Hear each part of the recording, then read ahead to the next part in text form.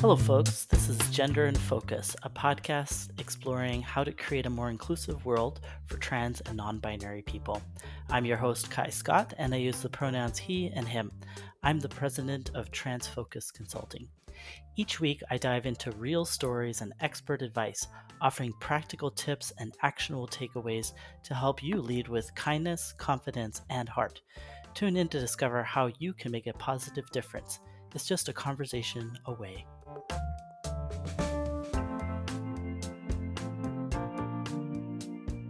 In this episode, I'm joined by my colleague, who would you like to introduce yourself?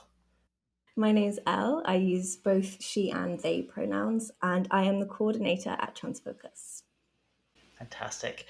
I'm really excited for this episode with you, Elle, to talk about the wonderful world of pronouns. I know it's a hot topic. Many people have a lot of really important and interesting questions, and we're going to unpack some of those here today with each other.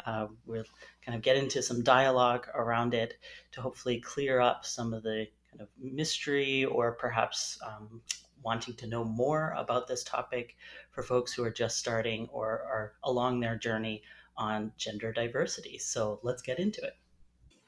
Pronouns is a topic that we've seen quite a lot of in the last few years, right? Whether that's on the news or on social media, or even like here at Transfocus, it's a topic that provides a lot of talking points, right? You get a lot of questions in your sessions. Oh, yeah, very much so. People want to be able to get it correct. And that's why we thought this episode would be a really good place to start. So I guess with that, we should probably start with what is the big deal with pronouns? Why are they suddenly a thing? Why are we talking about it? Why should we be thinking about it? Such a great question. And I know for some people, it might seem like it's coming out of thin air, maybe a bit of a surprise in the last maybe 2 to 5 years. It seems to be popping up. Maybe people see it on LinkedIn profiles or email signatures or all the various places that you just mentioned. And it can mean kind of a bit surprising, maybe even a bit confusing why this is such a big topic. And, pronouns are basically shorthands for, swapping out somebody's first name. So instead of saying Kai, somebody might use the pronouns he and him as a way to not repeat my name so often. So it's the way we talk about each other in the third person. There's many different types of pronouns. And so why it's such a big topic is that because we can't really assume everybody's pronouns just based on how they look. And so as a result, we are trying to put those out in various ways, whether verbally or in writing, to help kind of take out the guesswork for a lot of folks. So that we can have those smooth interactions between folks. But it's not something new. It's just we've started to talk about it and highlight it a little bit more in ways that might feel a bit new for some folks. But there's actually a pretty straightforward way and pathway or kind of interacting with one another and navigating those. So that's a bit about pronouns and why they've popped up in the last little bit. I think where I was going to ask, like the area that I wanted to ask about next was misgendering, because when we hear about pronouns, we hear about misgendering, and we hear kind of those two in combination with each other when we're talking about trans folks. So what is misgendering then if we have pronouns? Absolutely. And misgendering is basically using the incorrect pronoun or gender specific term. What I mean by gender specific term is like woman or man or person. And the pronouns are he, she. There's also singular use of they, them. And so if we perhaps jump to conclusions about somebody that we're meeting for the first time and kind of make assumptions about what their pronouns are, we could risk misgendering them. So using the incorrect pronoun for somebody. Another thing that can happen with misgendering is that perhaps somebody uses the singular use of they them, and that might not be as familiar to everyone, and so they're not as practiced in that, and so they may slip up and go back to a a she or they, and so that's where misgendering can pop up. But typically it depends on like what kind of communication we're doing, whether it's by phone or by email. We're just looking at somebody's first name. By phone, maybe we're listening to the pitch of somebody's voice. to jump to a conclusion. And when we're in person, that's where we're looking at how they look, the shape of their body, so many different things that we're taking in a split second and jumping to that kind of assumption or determination. Now, for the most part, when we make a guess for somebody we don't know, we do can guess the right way. But for folks, trans and non-binary folks in particular, they're disproportionately impacted by people guessing somebody's pronouns. So that's why it's a bit of a challenge, especially for trans folks. No, that makes sense. And I think because it is pure guesswork, it can trip people up so often when we're coming to talk about things like introducing ourselves and introducing our pronouns. How do we ask for people's pronouns in a way that doesn't feel contrived or isn't awkward? Because like, so I know when I first started using my pronouns, deliberately introducing myself with them and asking other people for them, it felt so awkward and so uncomfortable, and I had to really like power through that. But if you're just starting, how do you get used to that?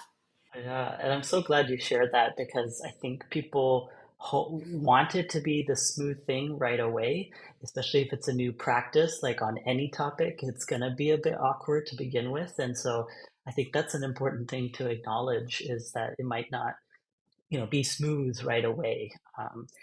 And certainly, practice really makes that a much more fluid, much more comfortable experience. If you think about something as parallel as land acknowledgements, I know when I started to do that about 10 years ago, I felt really awkward. And I was like, am I saying this right? Should I be doing it in this order? Did I just, kind of fumble over the nation pronunciation? Like I got really in my head about it. And so the more that you can kind of in front of a mirror with yourself or practicing with other people, just be able to say, I don't want to assume what are your pronouns is a perfectly valid approach. I generally advise folks to do that with anyone, not just the people you're unsure with, because trans and non-binary folks look in many different ways. So there could be a feminine expressing person that is non-binary, and so we don't want to miss that their pronouns by only asking people that perhaps are a bit more androgynous. So there's also ways that you can check around to see if somebody has already provided their pronouns, maybe in their email signature, on their resume, on LinkedIn. So you can already kind of source that information independent of that person. And then, like you, I also adopt the approach of, as I introduce myself, um, I, I share my pronouns along with other information so that people can respond in kind if they wish with their pronouns, or skip over that detail and just provide, their title or whatever else is important for the interaction. So there's a few different ways to obtain pronouns, and you don't always have to go the direct route. If that feels uncomfortable, you can just be more situationally aware and not jumping to conclusions, and instead using gender neutral terminology until you know somebody a little bit better.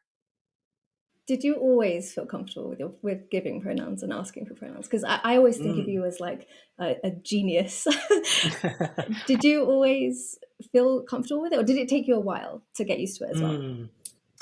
Yeah, I actually came out in the mining industry, and so uh, talk about a good place to start with sharing pronouns. Like, yeah, that was, I mean, that's its own story, and maybe we'll share that along the way, or I'm happy to share that at some point. But as I was, coming out, sharing pronouns was really critical because at that point I hadn't medically transitioned in a way that I looked in ways that society expected men to look.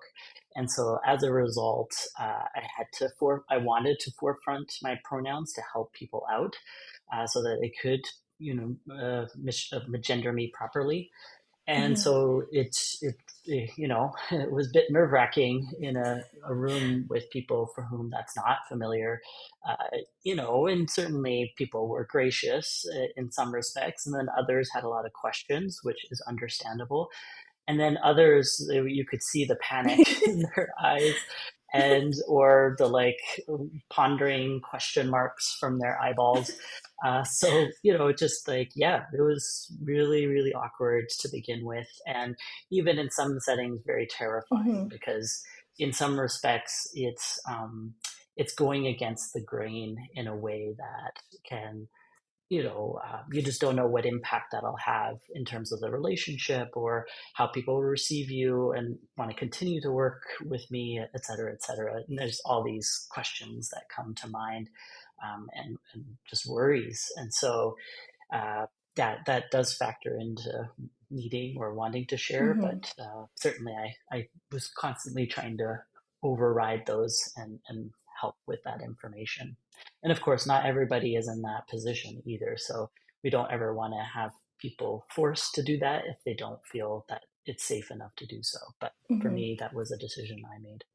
No, that's fair. I was actually going to ask about that next when you were talking. I was just thinking about how a lot of the time people will ask if there's ever a situation where it's rude to ask for Mm. or give pronouns, or even like if there's any way that some people might take offense to that, and how to handle that, because I guess it's all quite new for a lot of people. Yep. Yeah, fair enough.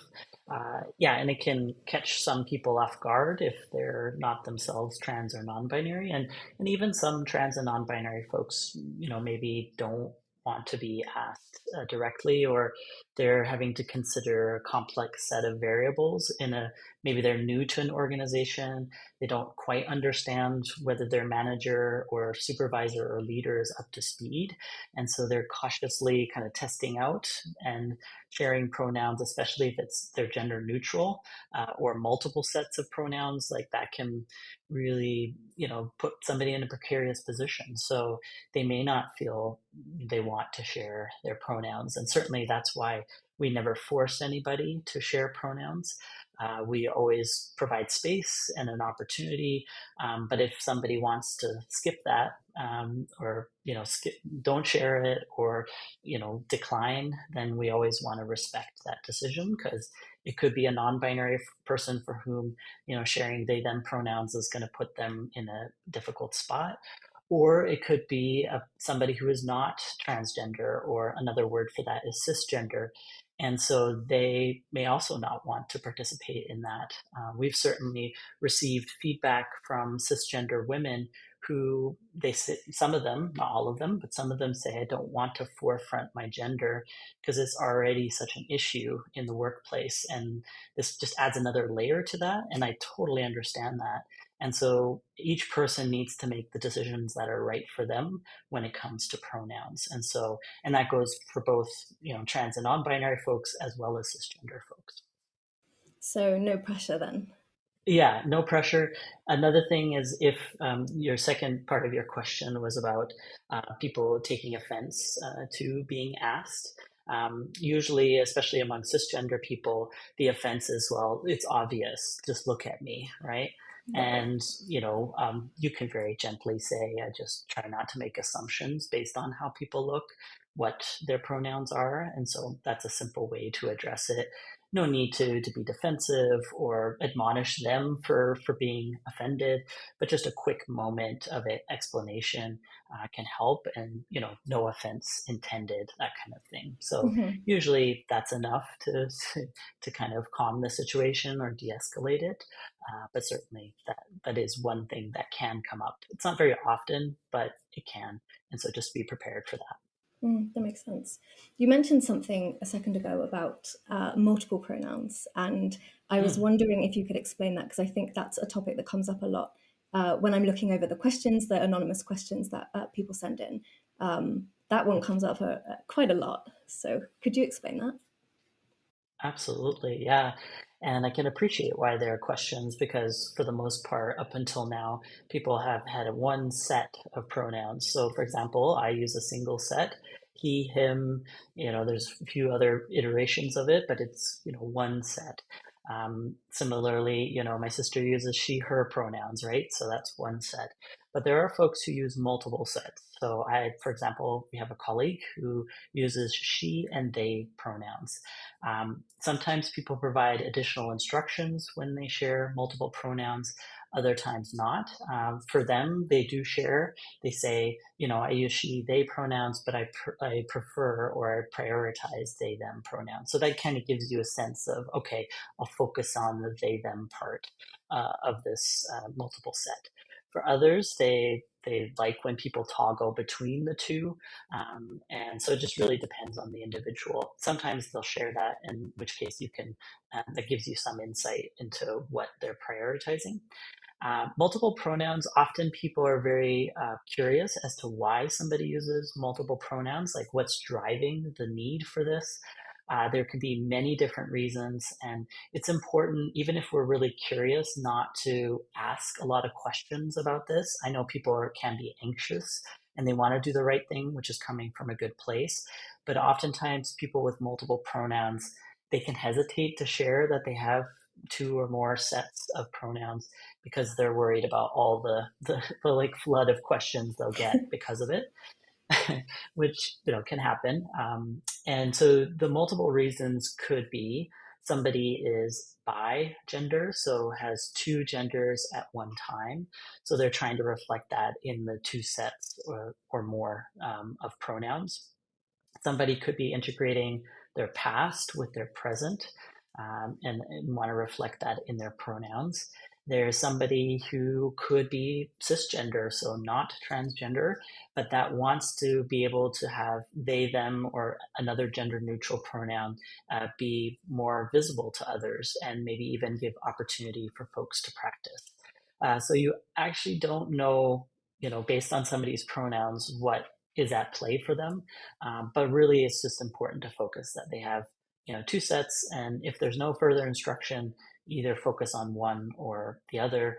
And if you feel really like you can handle it, toggle between the two. I always say, especially if somebody has gender neutral pronouns as part of their set, that gives us an opportunity to practice it. So I would prioritize the one that you have the least practice with. That's a nice way of looking at it. I like that. Mhm.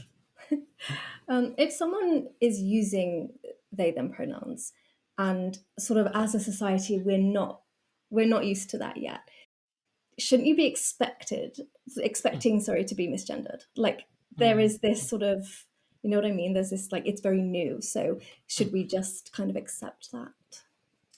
Yeah, and certainly, some people, that's their approach. I'll just kind of jump to a conclusion about somebody's pronouns. And again, this is very much focused on folks that we don't know, right? So a Hmm. stranger on the street, or a new client, or a new coworker, or a new friend.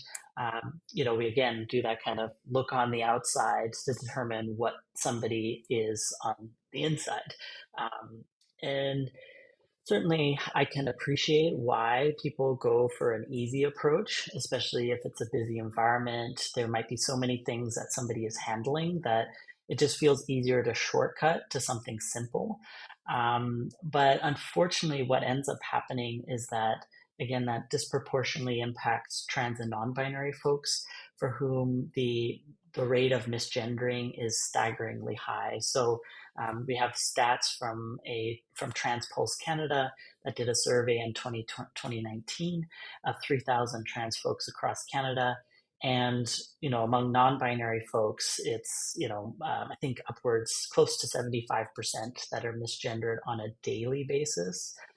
And so it's not just here and there, it's like every single day. And, everybody has their way of managing that level of being misgendered. But if there's something that we as a society could do to kind of pause on jumping to the conclusion, I feel like that would really make things a lot easier for folks. Certainly, there'll be other challenges, but that one is kind of taken off the table. Hmm. And it's not relatively low amount of effort. Certainly, at the beginning, it's awkward and there's a bit of practice, but after that, there's like low effort or expenditure for Right. somebody to have a like that much positive impact.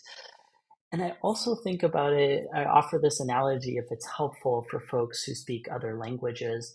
Uh, for example, in French and German, and I'm sure other languages, there's the formal you, and then there's the informal you. So you start with the formal, like vous in French. And then once you get to know somebody, you go to to tu, which is the informal. And so I think this is a matter of respect. Like, I don't actually know you yet enough to kind of put something on you uh, until we are a little bit further down the road to knowing, and then we can switch and we have that deeper understanding. So I think there's something similar dynamic with pronouns. And this certainly isn't just helping trans and non binary folks. There's also folks who are cisgender who get misgendered as well by this kind of shortcut, fast approach. So we can kind of help these folks that are struggling, whether they're cis or trans, by taking this approach. Now, certainly, it's not going to happen overnight. We'll, kind of fumble our way to something new, but I think it is an important shift. Yeah. Do you, I was going to say, do you think that, or are you hopeful that this is going to be something that's really common in the future? Mm. I think so. Yeah, I think, or at the very least, additional sensitivity and understanding. I think it's hard for some folks if they haven't personally been misgendered on a very regular basis to grasp the kind of weight of that. It can feel like, what's the big deal? But it's Right. not until folks either through having somebody do that to them that they can start to sense that, hey, wait a second, they're not fully seen or recognized by others around them. And then I think people will start to appreciate, oh, this is a big deal and it does create harm, even if it's not intended. Because, of course, most people who misgender don't intend to, right? Yeah. But I think I think people will eventually see that there is a need, a broader need, not just trans and non binary folks, but also cisgender folks that is worth the effort or the initial difficulty to help more people.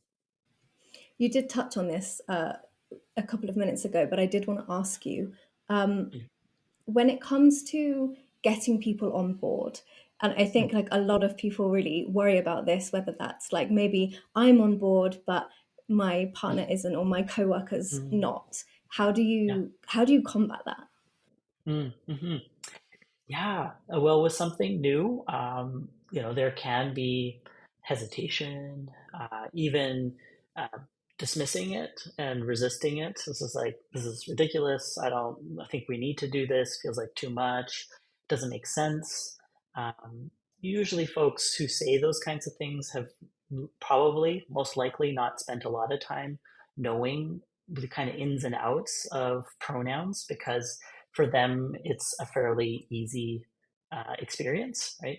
Hmm. People see them for the people that they are and use the proper pronouns, and so it's um, and just setting aside some time to talk some of that through with the other person, and not in a way that we're blaming or shaming them, but just more like, hey, I understand you have some hesitation or you have some questions about pronouns, and I'd love to help with that. And so coming alongside as a supportive person. And also, I think there's some value in recognizing, like you did at the outset, to be like, yeah, I also felt this to be very awkward at first. And I was maybe a bit confused, like talk Hmm. through Yeah. one's own journey around this. Cause like it's not meant to dismiss those moments. But also like learning anything new, there's going to be this kind of initial period that if you're able to kind of get through, there's some really interesting and powerful moments. I once was at an education session with counselors, and this person, took to heart what we had talked about and went back to their patients or their clients and then asked them what their pronouns were, and found a handful of folks that use they them pronouns, and so just had not given space for that and was able to really connect with folks in a deeper way because space was provided, right? So it's just and also we learn some things about ourselves too. Like even if pronouns aren't a struggle for us, just the practice of it and the kind of leaning into and exploring and looking at things can help clarify for oneself as well, right? So Mhm. there's all kinds of really interesting things that can come of it if people are willing to kind of help others and help ourselves with that journey. What about if people don't use pronouns at all? Mm-hmm. Yes, that's a very important one, and often either not known, lesser known, or completely overlooked as a viable, valid option for folks. So there are folks who will say things like, I don't use pronouns. And that's a very important way of navigating everyday interactions. And it might be a surprise to some folks that people choose to opt out entirely, in which case people get very nervous because pronouns are so central to how we talk, right? Um, and that's where I think it's really important to slow down one's speech because we're so used to and kind of it's deeply habitual to use pronouns. Um, and in that case, you're only using that person's name. You're not shortcutting to a pronoun. So we'll use the fake name of Amber, right? We already have probably some pretty strong preconceived notions of what pronoun we would typically attribute to somebody with the name Amber. But in this case, we're just talking about Amber the whole time and not going to any other pronouns as part of that. It does take some practice. So I do encourage folks to either practice together with each other. I suggest writing out a story about Amber, where we're talking about Amber's dog and, Amber walking down the street and, Amber, Amber, Amber. So you really kind of solidify that it's only the name without a pronoun. And again, there will likely be missteps, in which case a quick apology and correction can help with that situation. But certainly, those are some of the things that can help with, shifting into a no pronoun situation. So just get as much practice as you possibly can, is your answer. Yes, yes. And forgive yourself for making those missteps that could likely come because, again, pronouns, we may not realize just how ingrained they are in how we talk and we think. So, Mhm. I did also want to ask you about neo-pronouns because I've seen that come yeah. up a lot on social media. I do the social media for Transfocus, and this is a topic that comes up quite often, surprisingly so, actually. So, could you explain what a neo-pronoun is and why people are using neo-pronouns instead of the sort of more traditional pronouns that we're used to? It's a good one. And again, this can also be a surprise, similar to multiple pronouns or no pronouns. Is okay, what's neo? And if we break or neo pronouns, so if we break it down, neo just means new. And so basically, folks don't want to use he, she, they, some pre existing pronouns, and they're creating their own. Or are gravitating towards ones that have already been created by some folks. An example of it is Z and Zer. So I'll give you an example in a sentence. Z walks down the street with Zer dog, right? And so this is a way that somebody might say, I use Z, Zer pronouns, in which case, again, similar to other pronouns, there will be a period of practicing to make that more fluid, especially since we might not have encountered that anywhere else. Some reasons why people are using neo pronouns is because they are maybe not very comfortable with using they them pronouns for themselves. They may be wanting to reflect some aspect of their gender identity in bringing those together, or they're wanting to be very much completely outside of the what's called the gender binary or reference to only men and women. And so there's many different reasons why people use neopronouns, and there are all different types of neopronouns out there. Caesar being one example of that. So there's a lot there, but it's important, no matter what somebody says their pronouns are, that we respect them. Is there anything else that you would add to somebody who's just trying to get used to the idea of pronouns or just trying to learn? Is there any final things you want to say about pronouns? Yeah, I mean, this is such an important topic, and I can appreciate that for some folks, this is new and perhaps nerve-wracking. And I just advise folks to, be with that kind of nervousness and still kind of proceed, and just to be really conscious when you're meeting somebody new. I think that's the kind of main place where a lot of misgendering happens, is if we don't know somebody. Certainly, it also happens when somebody comes out as trans and there's maybe a new set of pronouns that we weren't used to and whatnot. So there's many different types of scenarios, but the main one is really when we're meeting somebody new. So if you can slow that down and just be very much present for this new person, this new interaction, you'll find that you're picking up not just on pronouns, but a lot of other really important information where we're not kind of getting ahead of ourselves too much. I think where any interaction where we kind of get ahead of ourselves, we miss opportunities of really being with each other. And so that's where I hope the pronoun practice is a very direct thing or call to action, but it actually has much more broader benefits to everyone, to be with each other in a better, kind of more fulsome way. And at least is my hope. And other tips I've kind of already mentioned in terms of practicing.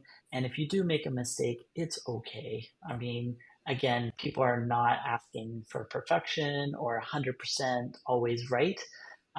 But if you're able to show that you're making an effort and you recognize when you've gone like misstepped, even if you didn't intend to, uh, then it's important to acknowledge it and correct it and apologize and then move on.